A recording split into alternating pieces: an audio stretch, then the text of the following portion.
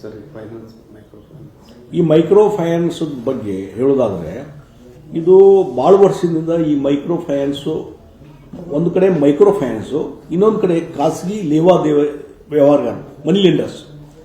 ಈ ಬಡ್ಡಿ ಚಕ್ರ ಬಡ್ಡಿ ಇದನ್ನು ಕೊಡೋದ್ರಲ್ಲೇ ಹಣ್ಣಾಗಿ ಬಿಡ್ತಾನೆ ಮನುಷ್ಯ. ಎಲ್ಲೇ ಅಗದಿ ಅರ್ಜೆಂಟ್ ನೀಡ್ ಇದೆ ಅಂತ ಹೇಳಿ ಕಾರಣದ ಸಲುವಾಗಿ ಇವತ್ತು ಅತಿಯಾದಂಥ ಬಡ್ಡಿಗೆ ಇವತ್ತು ಸಾಲ ತೆಗೆದುಕೊಳ್ಳುವಂಥದ್ದು ನಮ್ಮ ಬಡವರಲ್ಲಿ ಮತ್ತು ಮಿಡಲ್ ಕ್ಲಾಸ್ ಪೀಪಲ್ ಸಾಕಷ್ಟಿದೆ. ಅದರಲ್ಲಿ ದಿನನಿತ್ಯ ಕಾಯಿಪಲ್ಲೆ ಮಾರುವಂಥವ್ರು, ವ್ಯವಹಾರ ಮಾಡುವಂಥವ್ರು ಅವರೆಲ್ಲ ಸಾಲ ತಗೊಳ್ಳುವಂಥದ್ದು.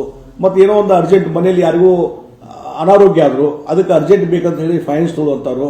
ಅದಕ್ಕೆ ಒಂದು ನೋಡಿ, ಸುಲಭ ದರದಲ್ಲಿ ಏನು ಬ್ಯಾಂಕ್ ರೇಟದಲ್ಲಿ ಇಂಟ್ರೆಸ್ಟ್ ತಗೊಳ್ಳೋದು ಮಾಡಿದ್ರೆ ಇದು ಯಾರಿಗೂ ತೊಂದರೆ ಆಗೋದಿಲ್ಲ. ಆದರೆ ಅರ್ಜೆಂಟ್ ಇದೆ ಅನ್ನುವಂಥ ಕಾರಣ ಸಲುವಾಗಿ ಬಡ್ಡಿ ಚಕ್ರ ಬಡ್ಡಿ ವಸೂಲು ಮಾಡುವಂಥದ್ದು ಏನಿದೆಯಲ್ಲ, ಅದರಿಂದ ಇವತ್ತು ಸಾಲ ತಗೊಂಡವರು ಬಹುಶಃ ಜೀವ ಹೋಗುವಂಥ ಹಂತಕ್ಕೆ ಬರುವಂಥದ್ದು ನಾವು ನೋಡ್ತಾ ಇದ್ದೇವೆ. ಅದು ಇತ್ತೀಚಿನ ದಿನಗಳಲ್ಲಿ, ಯಾಕಂದ್ರೆ ರಾಜ್ಯ ಸರ್ಕಾರ ಆಡಳಿತ ವ್ಯವಸ್ಥೆ ಶಿಥಿಲ ಆದಮೇಲೆ ಇತ್ತೀಚಿನ ದಿನಗಳಲ್ಲಿ ಇನ್ನೂ ಹೆಚ್ಚು ಈ ರೀತಿ ಮೈಕ್ರೋ ಫೈನಾನ್ಸ್ ಆಗಲಿ ಖಾಸಗಿ ಲೇವಾದೇವಿ ವ್ಯವಹಾರ ಮಾಡುವಂಥವ್ರದ್ದು ಅವರು ಅತಿಯಾದಂಥ ಒಂದು ಹರಾಸ್ಮೆಂಟ್ ಆಗಿದೆ. ಅದರಿಂದ ಬಡವರಿಗೆ ತೊಂದರೆ ಆಗ್ತಾ ಇದೆ. ನಾನು ಹೇಳ್ತೀನಿ, ಇವತ್ತು ಸಿದ್ದರಾಮಯ್ಯ ನಿನ್ನೆ ಮೀಟಿಂಗ್ ಮಾಡಿ ನಾವು ಕಠಿಣ ನಿರ್ಧಾರ ಇದ್ದಂಥ ರೂಲ್ಸಲ್ಲಿ ಕಠಿಣ ನಿರ್ಧಾರ ಮಾಡ್ಲಿಕ್ಕೆ ಸಾಧ್ಯತೆ. ಇವತ್ತು ನಾನು ಇಲ್ಲೇ ಹೇಳ್ತೀನಿ, ಹುಬ್ಳಿದಾವ್ ಇರ್ಬೋದು, ಬೆಳಗಾವಿ ಇರ್ಬೋದು, ಬಿಜಾಪುರ ಇರ್ಬೋದು, ಹಾವೇರಿ ಇರ್ಬೋದು, ಇಲ್ಲಿ ನಾ ಒಂದೇ ಹೇಳ್ತೀನಿ, ಪೊಲೀಸ್ ಆಫೀಸರ್ ಎಷ್ಟು ನಿಮ್ಮ ಕಡೆ ಕಂಪ್ಲೇಂಟ್ ಬಂದಿದ್ದು ಹರಾಸ್ಮೆಂಟ್ದ್ದು, ಅದಕ್ಕೆ ಒಂದಾದರೂ ನೀವು ಅದಕ್ಕೆ ಏನಾದರೂ ರಿಲೀಫ್ ಕೊಟ್ಟಿರೇನೋ, FIR ಫೈಲ್ ಮಾಡಿ ಅವ್ರನ್ನ ಅರೆಸ್ಟ್ ಮಾಡಿರೇನೋ. ಹಿಂದೊಂದ್ಸಲ ನಾನು ನೋಡಿದ್ದೀನಿ, ಕೆಲವು ಪೊಲೀಸ್ ಕಮಿಷನರ್ ಇದ್ರು, ಯಾರು ಈ ರೀತಿ ಹರಾಸ್ಮೆಂಟ್ ಇದೆ ಅವ್ರನ್ನೆಲ್ಲ ಅರೆಸ್ಟ್ ಮಾಡ್ಕೊಂಡು ಒಳಗೆ ಹಾಕಿದ್ರು.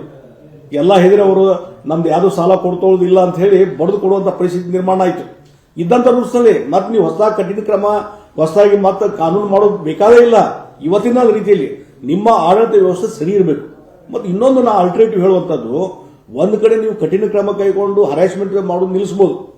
ಆದರೆ ನಮ್ಮ ಬಡವರಿಗೆ, ಮಧ್ಯಮ ವರ್ಗದವರಿಗೆ ಅವ್ರು ದಿನನಿತ್ಯದ ವ್ಯವಹಾರ ಮಾಡಲಿಕ್ಕೆ, ಅವರ ಅಡಚಣೆ ನಿವಾರಣೆ ಮಾಡಲಿಕ್ಕೆ ಒಂದು ರೀತಿ ಈ ಮೈಕ್ರೋ ಫೈನಾನ್ಸ್ ಅವರು ಏನು ಸಾಲ ಕೊಡ್ತಾರೆ ಬೇರೆ ಬೇರೆ ಯೋಜನೆ ಮುಖಾಂತರ ಆದಷ್ಟು ಶೀಘ್ರವಾಗಿ ಸರ್ಕಾರದ ಸಂಸ್ಥೆಗಳ ಮುಖಾಂತರ ನೀವು ಸಾಲ ಕೊಡುವಂಥದ್ದು ಕೆಲಸ ಚಾಲೂ ಮಾಡಿದರೆ ಇದಕ್ಕೊಂದು ಇತಿಹಾಸ ಆಗಲಿಕ್ಕೆ ಸಾಧ್ಯತೆ.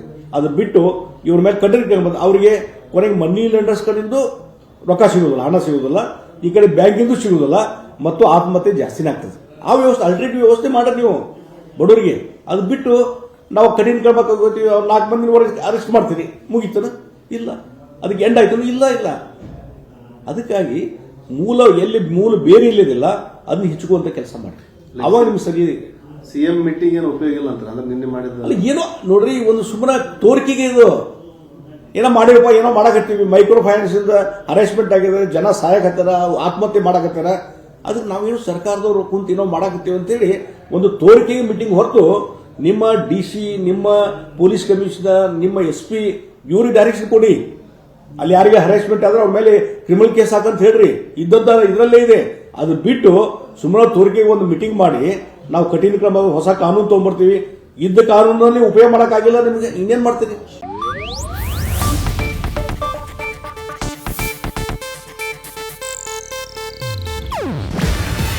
ಇದು ಏಷ್ಯಾನೆಟ್ ನ್ಯೂಸ್ ನೆಟ್ವರ್ಕ್ ಪ್ರಸ್ತುತಿ. ನೀವು ನೋಡ್ತಿದ್ದೀರಾ ಏಷ್ಯಾನೆಟ್ ಸುವರ್ಣ ನ್ಯೂಸ್.